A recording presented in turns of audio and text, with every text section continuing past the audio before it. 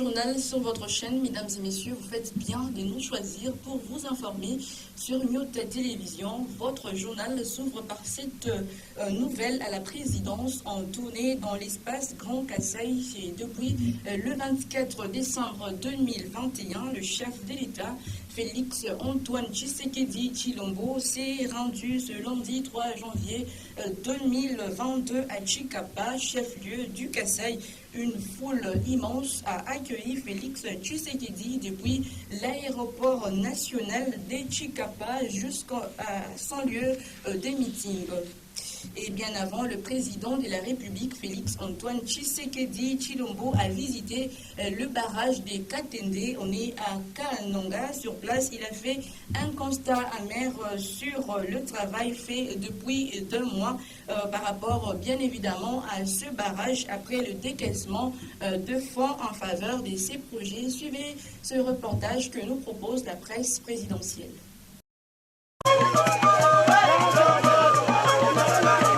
C'est un projet qui intéresse au plus haut point le Grand Kasaï et particulièrement la population de Kananga.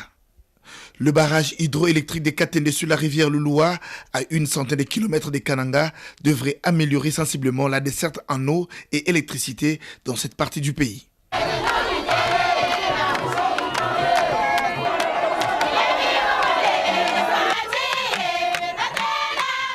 Ce projet tient à cœur le chef de l'État Félix Antoine Tshisekedi Tshilombo, qui a réservé sa première descente de terrain pour l'année 2022 dans les territoires des Dibaya. Sur place, le président de la République a fait le constat amer. Les travaux sont arrêtés et les herbes sauvages ont envahi le site. L'une des raisons de cet abandon est l'épisode Kamouinan Sapou qui a tout ralenti. La présence du chef de l'État a apporté une lueur d'espoir. Le matériel bloqué à Lubumbashi a été totalement acheminé pour poursuivre les travaux. Tous ceux qui ont passé à la tête du pays n'ont pas pu le faire. Alors, il est le premier président à mettre pied sur le site. Alors, nous voyons qu'avec sa présence, dès que les travaux seront relancés et achevés, notre province va bien revivre et nos frères et sœurs qui chantent auront du travail et ça sera une grande joie pour la population. Vous voyez combien de gens sont là pour l'accueillir. Nous sommes vraiment ravis de sa présence ici sur cette terre et aussi surtout pour le relancement de ces activités de la chute. Avec une capacité de production de 114 MW, le barrage de Katende redonne espoir à tout un peuple. Le gouverneur de province intérimaire Simon Kabatousouila a rappelé la préoccupation de la population. Et ça nous fait plaisir que cette promesse qui nous a été faite par le ministre en charge de ressources hydrauliques et électricité, cette promesse s'accomplit par la présence parmi nous du président de la République, chef de l'État. De son côté, la SNEL attend de pied ferme la fin des travaux pour assurer le transport et la distribution des courants de Katende. Nous espérons, comme le chef de l'État prend les choses lui-même en main, par toutes les autres voies, il pourra maintenant faire aboutir le projet en main. Je crois qu'il est en train de collecter les données et il nous donnera les orientations. Nous allons l'accompagner.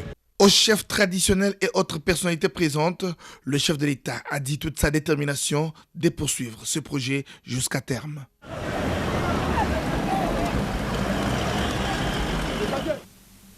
Et la population des Moba a bien débuté l'année 2022. En effet, les nuits du 31 décembre 2021 et du 1er janvier 2022, des activités culturelles ont été organisées sous le haut patronage du ministre du Plan, Christian Mwandonsimba Kabulo. Toujours durant son séjour, il a conféré avec plusieurs associations. Question pour lui d'enregistrer les doléances de la population. Célestin Mugonza pour les détails.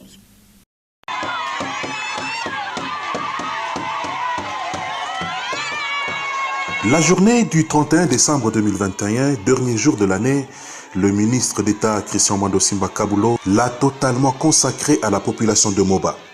En ses résidences privées de Kirungu et de Mobaport, il a reçu tour à tour plusieurs couches de la population venues lui soumettre pas seulement les problèmes auxquels elles font face, mais aussi le féliciter de son apport dans l'accomplissement de la vision du chef de l'État, Félix Antoine Tshisekedi Tshilombo, au sein du gouvernement que dirige Jean-Michel Samalukonde Kyenge.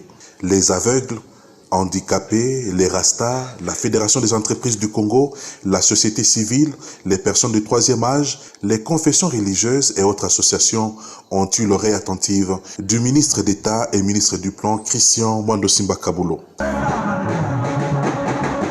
Un autre temps fort de la journée du vendredi 31 décembre 2021 a été la soirée culturelle et des réjouissances organisée par lui à l'intention de toute la population de Moba.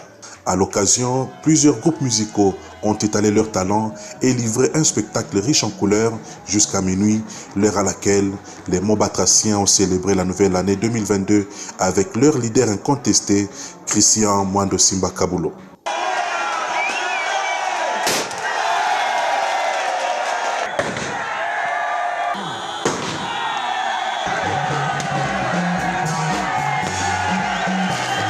Difficile pour les spectateurs de se libérer de celui qu'ils surnomment affectueusement Wetu, entendez par là le nôtre, le fils de la maison.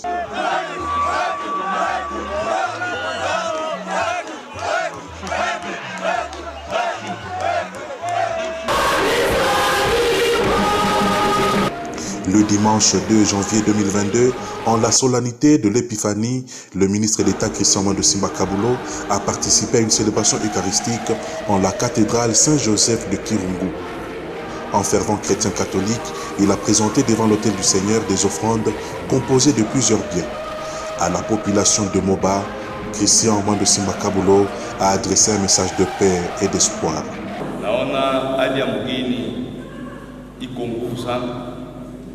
Na inastahili tufanye nguvu kwa kuwa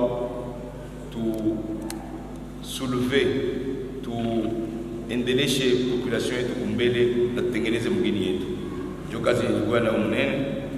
Ingine nilikuya kukabula na kuonesha kitabu tulichofanya juu ya Babu Mwando Charles. Tunapenda kupatia hiyo walimu juu basomeshe kujua kama mtu alitokaka Moba na akuwa na viatu mikulu, lakini alifika Kinshasa na pendant miaka karibu 30 alikuwa parmi les hommes les plus puissants du Congo. Ya kumiambia kama watoto wanapaswa kujua, usiwaze huko masikini na utakuwaka kitu. Watoto wakisoma wakifundishwa hii kitabu batajua hata huko mtoto wa Maseba, wa Lusaka, wa Mpala unaweza kuwa mtu mrepubliki yetu. À la fin de la messe, le ministre d'État, ministre du Plan, Christian Mwando Simba Kabulo, n'a pas manqué d'échanger quelques paroles avec les chrétiens en guise de vœux pour la nouvelle année 2022.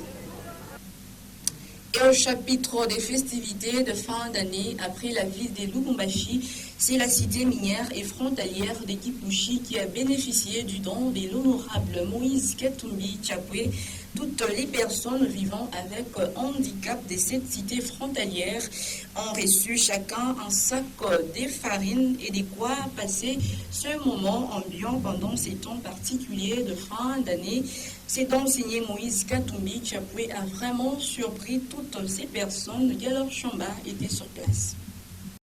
Derrière la parole de l'honorable Moïse Katumbi, c'est lit directement des actes qui deviennent pratiquement des symboles pour toutes les générations. Voilà, ce 3 janvier 2022, une autre promesse se réalise. Toutes les personnes vivant avec handicap de la cité minière de Kipushi ont reçu un don de l'ancien gouverneur du Katanga. Peu importe le nombre qu'elles étaient, ces personnes ont reçu des sacs de farine de maïs et de quoi passer un moment ambiant en famille. C'est des mots forts qui se bousculent sur les lèvres de cette catégorie de personnes, souvent marginalisées dans la société.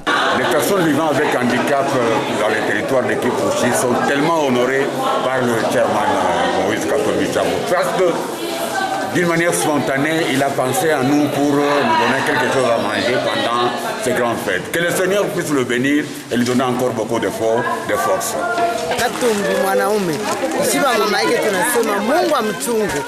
Merci, unajua ashafanya vya mingi sana vile tunaona sasa bana hivi vinatufikia tu na vipampe. En tout cas, que Dieu lui porte toujours une longue vie. Moïse Katumbi continue à marquer les esprits de ses frères et sœurs réunis dans cette association. Tunayua wakati yote kama kuko election sie tunavotaka si bandikape, me kama tunaisha kuvote bantu banageuka banatusabu. Me tunayua sema tuko na baba umoya Moise Katumbi, akuwe kukaji ya leta, ashikue kukaji ya leta, yeye anatukumbukaka toujours. C'est pourquoi kia mafa tunalomba tumombe Mungu ashipendeke kufete mwenyewe. C'est pour cela alipenda kufete na batoto yake, tuku batoto yake baho sa yote tuku naye nini kuroma. Pour Jean-Paul Ngouège, la générosité de l'ancien gouverneur du Katanga n'a plus de limites.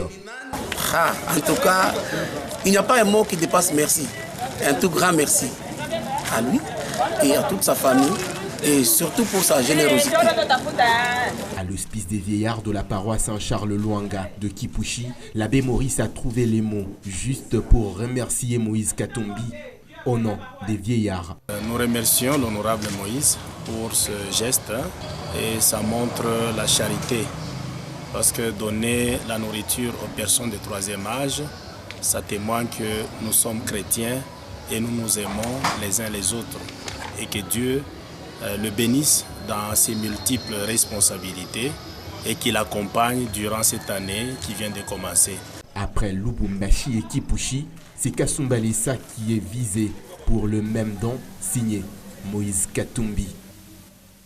Et puis la fondation Mi-Hélène Mbelou poursuit sa mission avec détermination et sans relâche, assignée dans la vision des redorer sourire aux personnes vulnérables. Et elle s'est encore une fois de plus approchée de son rayon électoral. La présidente nationale Mi-Hélène Mbelou a organisé un grand événement annuel de partage dans la salle La Patience située au quartier Kamisépé. Les orphelins, les veuves, les veufs de tous les 4 coins de Lubumbashi ont pris activement part à cette manifestation via leur chamba. Arthur Condé. C'est une autre page d'histoire gravée en lettres d'or pour la fondation Mi-Hélène Mbelou. Pour marquer d'une empreinte spéciale les festivités de fin d'année, cette fondation a encore surpris ses membres, parmi eux les personnes des troisième âge, venues de tous les 4 coins de Lubumbashi. Lieu de rencontre et de partage, la salle Patience, située au quartier Kamisépé. Une tradition pour l'honorable Mi-Hélène Mbelou, qui se veut à chaque instant proche de son rayon électoral. Ému par la présence remarquable des milliers des hommes et des femmes, y compris celles de camarades de son parti, à Depec, la présidence nationale n'a pas caché sa joie. Parce que tunakaa toujours tuko na basabu, tunaenda tunasaba sema mbona bo peko na besoin ya kufurahi, kucheza, kucheka, kujidétendre. Peko na stress, c'est vrai, peko kuku bengine ma famille ça va rejeter. Et moi mimi nisema niko na bakokota boti. Na bale peko na niletea sema ya bani balozi, mimi nasema je ne vois pas la sorcellerie, mimi na bakokota boti. Soucieux d'accompagner leurs dignes filles, les nouveaux adhérents ont tous reçu les cartes de membres demain propre de la présidence nationale. C'était une occasion pour l'honorable Mi-Hélène Mbelou d'appeler la population à s'approprier la dite fondation.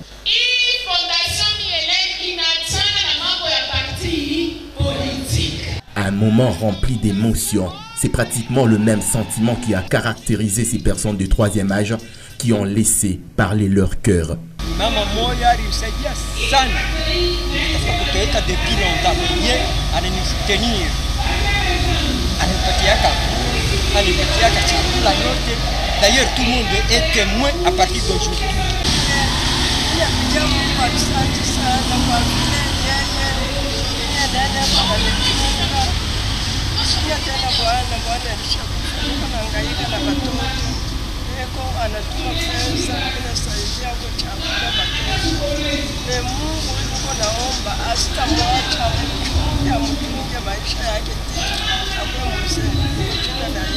Une forte ambiance a sanctionné ces grands événements annuels organisés par la fondation Mi-Hélène Mbelou.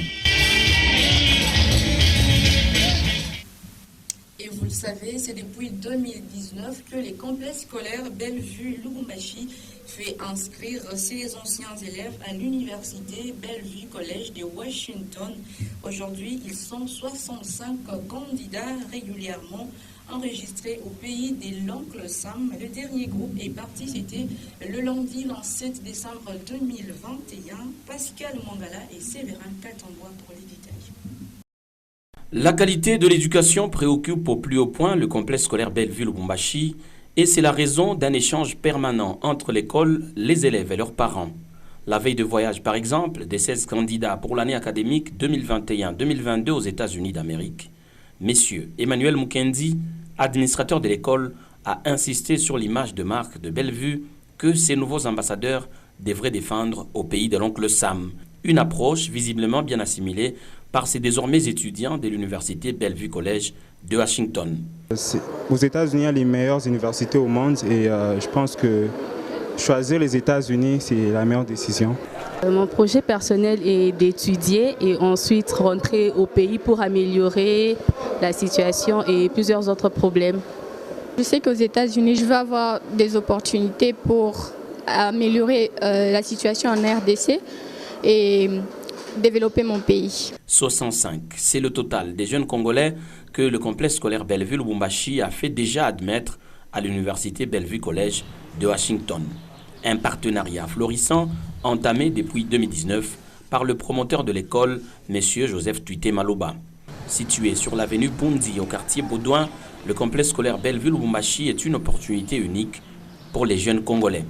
Parti de Lubumbashi le lundi 27 décembre 2021 à bord de Rwandair, la promotion 2021 est la troisième d'une série qui s'est veut longue. Tout à fait autre chose à présent, les exploitants miniers artisanaux ont fait entendre leur voix. Ils étaient des dizaines, des centaines, des milliers à siéger les oreilles de l'hôtel du gouvernement provincial ce 3 janvier 2022 après avoir harmonisé le point de vue le samedi 31 décembre dernier. Les artisanaux ont fait jouer franc jeu devant le ministre provincial des Mines. Regardez. Les exploitants miniers artisanaux ont fait entendre leur voix. Ils étaient des dizaines, des centaines, des milliers à assiéger les oreilles de l'hôtel du gouvernement provincial le 3 janvier 2022. Après avoir harmonisé le point de vue le samedi 31 décembre 2021, les artisanaux ont joué franc devant le ministre provincial de Mines. De manière brève, hatuna tayari kurudia mwile logique ya kusema maengin itoke tena mukariere parce que we leta mwenyewe ulikuwa usha kuaccepte que bakrezer inapasha makooperative ibatengenezeye namna yabo kutumika. Depuis la note circulaire du ministre national de Mines Antoinette Samba du 20 décembre 2021, le climat n'est plus sain dans les secteurs miniers. Les principaux acteurs ne digèrent point les deux décisions prises pour interdire la présence des engins et des non-congolais dans le mine artisanal. Nous avons dit dans les mémos que nous ne sommes pas contre la loi, parce que la loi, c'est notre force. La loi vise l'intérêt général. C'est-à-dire, en application de la loi, on ne peut pas... la loi a l'objectif de garantir les intérêts des uns et des autres. Dans les cas d'espèce ici, nous trouvons que les décideurs n'ont pas consulté ces services techniques pour voir pourquoi il y a la présence d'engins dans le site. Vous voyez, c'est-à-dire quand on facilite aux creuseurs la découverture, l'accès facile, c'est ce que l'État lui-même nous a demandé. Ça, c'est le premier aspect. Le deuxième aspect, c'est la présence des expatriés. Il faut relativiser les cas. Relativiser les cas, c'est-à-dire pour nous, dans le secteur de cuivre et de cobalt, il y a ceux-là qui viennent pour accompagner les sociétés coopératives en tant que partenaires. C'est-à-dire quand vous signez un contrat de partenariat pour faire la découverture, le partenaire amène son équipement. C'est un engagement et la découverture coûte cher. Décidé, les exploitants miniers artisanaux ont voulu rencontrer le gouverneur Haï de la province du Lualaba, Fifi Masuka. Cette dernière, appelée à d'autres charges, n'a pas échangé avec les protestataires. Délégué, le ministre provincial de Mines se fera le message. Président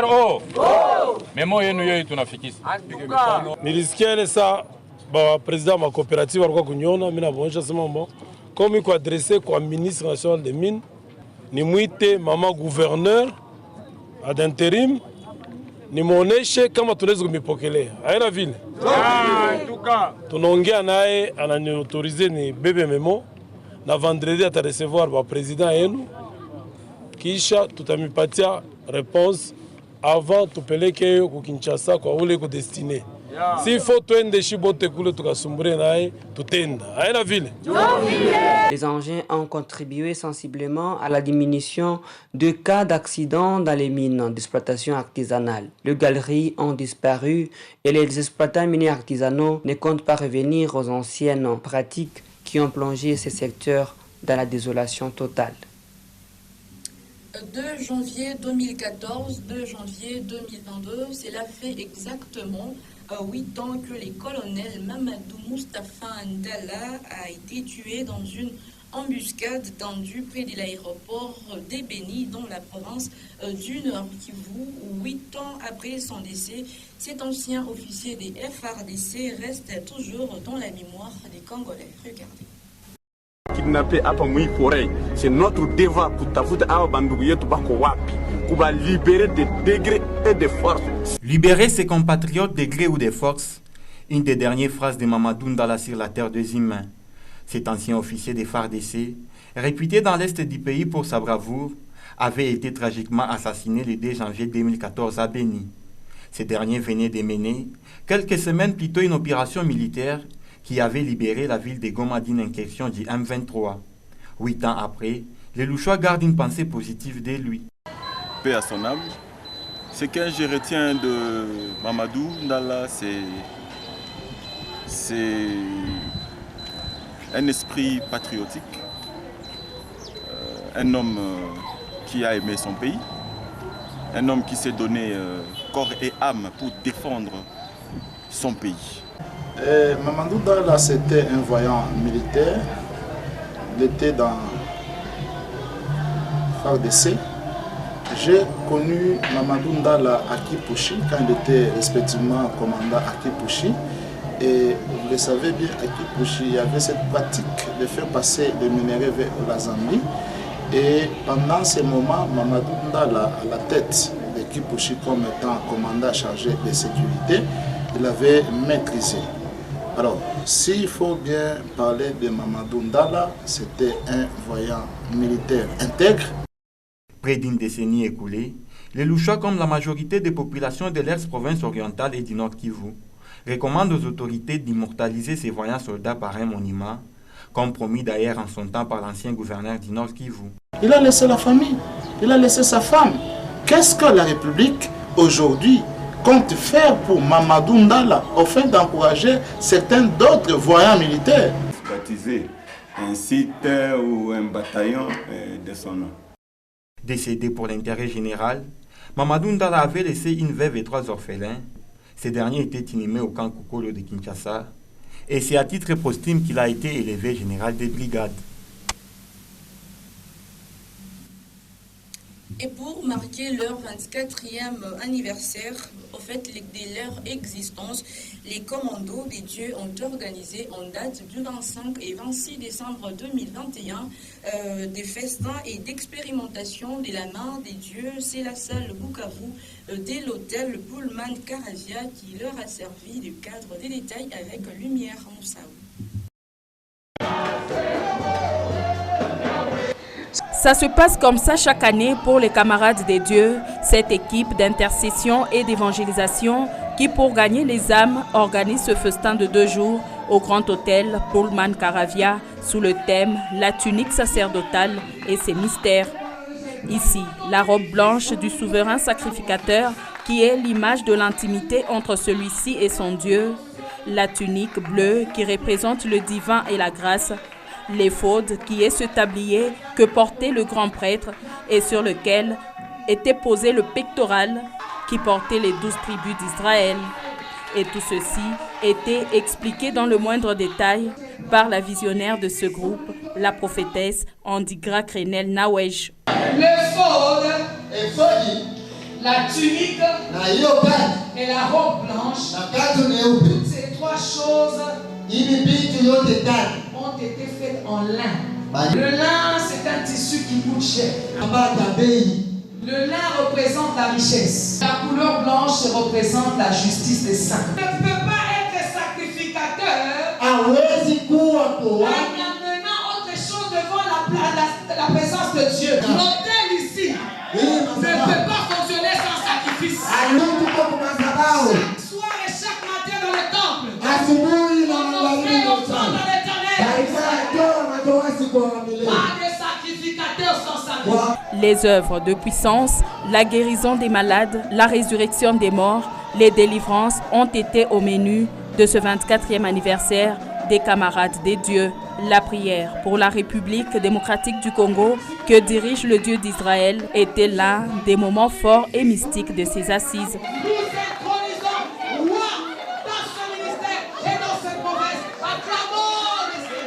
À boire et à manger, c'est même ça la fête. Vous le savez, chaque premier dimanche de l'année, l'Église catholique célèbre la fête de l'Épiphanie, la manifestation de Jésus-Christ aux nations païennes. Et à la paroisse Sainte-Bernadette de la Katouba, il y a eu vraiment une particularité. Les anciens servants des messes communément appelés acolytes s'occupent des offrandes et autres services. Regardez. Bientôt 2 décennies à Sainte-Bernadette, les anciens acolytes s'occupent de la propriété de l'église, des services liturgiques et d'autres offrandes. Pour 2021, la messe a connu une ambiance de taille. Des offrandes en nature en quantité remarquable ont été présentées par ces anciens enfants de chœur de la paroisse Sainte-Bernadette. Pour Pascal Mangala, membre de ce groupe de 1993 à 2000, le choix du dimanche de l'Épiphanie n'est pas un fait du hasard. Le choix, il a tout son sens dans le fait que c'est ici que nous sommes nés, certains, c'est ici que nous avons tout appris, des dieux, l'Église, mais la plupart ou certains, si vous voulez, on ne vit plus ici. Alors comme l'image venait de partout, et donc nous venons aussi un peu de partout, là que nous sommes aujourd'hui, pour venir dans notre maison. La seule différence avec les mages, c'est que ce n'était pas chez eux. Mais nous revenons chez nous, justement, pour venir adorer Dieu, pour le louer avec nos semblables. Et le père Giovanni, curé de la dite paroisse, a remercié ses anciens servants de messe avant d'exhorter d'autres groupes de l'église à emboîter les pas. Après la messe, l'occasion a été belle pour partager repas et pots de vin. Le groupe d'Akolita a une culture à Sainte-Bernadette. Sabin Kitengue est l'actuel responsable. Et quand on se retrouve, nous pouvons chanter, on se rappelle des soutanes blanches qu'on portait quand on était encore jeune. On se rappelle de tous les bienfaits là que Dieu a déjà fait pour nous. Nous appelons encore aux gens, là, nos anciens là, qui traînent, de venir nous rejoindre pour célébrer Dieu et se rappeler des bons moments qu'on avait passés ensemble avec eux. Spiritualité, oui, mais cet acte revêt en même temps d'un caractère pédagogique pour ces anciens servants de messe de Sainte-Bernadette. Ces chrétiens catholiques voudraient à la longue que toute l'Église reconnaisse ce groupe pour encadrer ses membres qui souvent, une fois matures, deviennent inactifs dans l'Église et exposés à une convoitise constante d'autres églises.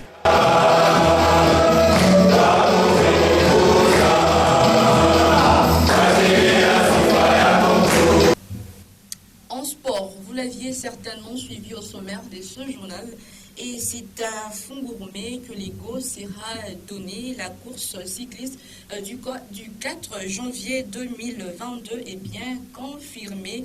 Ce traditionnel rendez-vous des amoureux de la bécane connaît la participation des 36 coureurs, un record peut-être dire dans l'histoire de la Ligue interprovinciale du Katanga. Parmi les invités figure la Ligue de Kinshasa. C'est un sujet de Pascal Mangala. C'est surtout une sorte de célébration des martyrs de l'indépendance de la République démocratique du Congo. La course du 4 janvier 2022 va bel et bien connaître la participation de plus de provinces du Congo-Kinshasa.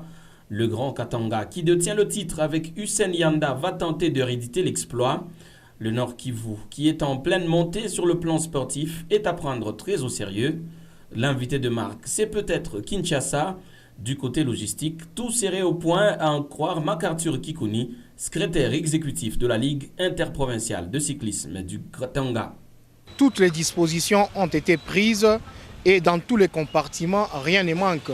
C'est-à-dire la sécurité proviendra de la ville de Kolwezi pour rejoindre celle de la commune de Fungoromé. Et presque toutes les délégations sont sur place. Plus de 100 km, c'est la distance à parcourir par les 36 coureurs accrédités. La course du 4 janvier, comme on l'appelle, est une fête de la bécane organisée par la Ligue de cyclisme dans le Grand Katanga. Et de plus en plus, elle est ouverte aux ligues de RDC. Et c'est par ici que s'achève cette édition du journal. Mesdames et messieurs, nous vous disons merci, grand merci de l'attention lui accordée.